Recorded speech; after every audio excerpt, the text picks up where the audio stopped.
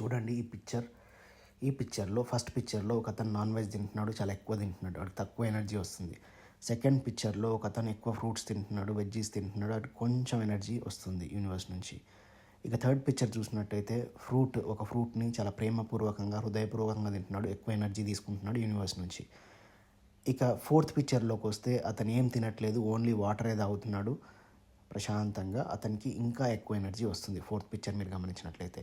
ఇక fifth picture చూడండి, fifth పిక్చర్లో ఇతను హాయిగా ధ్యానం చేసుకుంటూ ఉన్నాడు, ఇతను ఏం తినట్లేదు, ఏం తాగట్లేదు, యూనివర్స్ నుంచి ఎక్కువ మొత్తంలో శక్తిని తీసుకుంటూ ఉన్నాడు. దీన్ని బట్టి అర్థమైంది ఏంటంటే ఎంత తక్కువ తింటారో అంత ఎక్కువ బతుకుతారు, అంత ఎక్కువ ఎనర్జీ తీసుకుంటారు అన్నది ఈ సూత్రం. మన భారతదేశంలో చాలామంది యోగులు, ఋషులు సంవత్సరాల తరబడి తినకుండా కాస్మిక్ ఎనర్జీ తీసుకొని అత్యంత ఉత్సాహంగా, ఉల్లాసంగా, ఆరోగ్యభరితంగా గడిపారు అనడానికి ఈ పిక్చర్ ఒక నిదర్శనం. చూడండి ఈ పిక్చర్లో ఫస్ట్ పిక్చర్లో ఒకతను నాన్ వెజ్ తింటున్నాడు, చాలా ఎక్కువ తింటున్నాడు, వాడికి తక్కువ ఎనర్జీ వస్తుంది.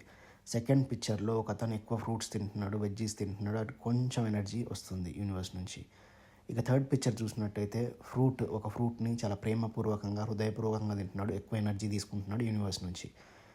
ఇక ఫోర్త్ పిక్చర్లోకి వస్తే అతను ఏం తినట్లేదు, ఓన్లీ వాటరే తాగుతున్నాడు ప్రశాంతంగా, అతనికి ఇంకా ఎక్కువ ఎనర్జీ వస్తుంది ఫోర్త్ పిక్చర్ మీరు గమనించినట్లయితే.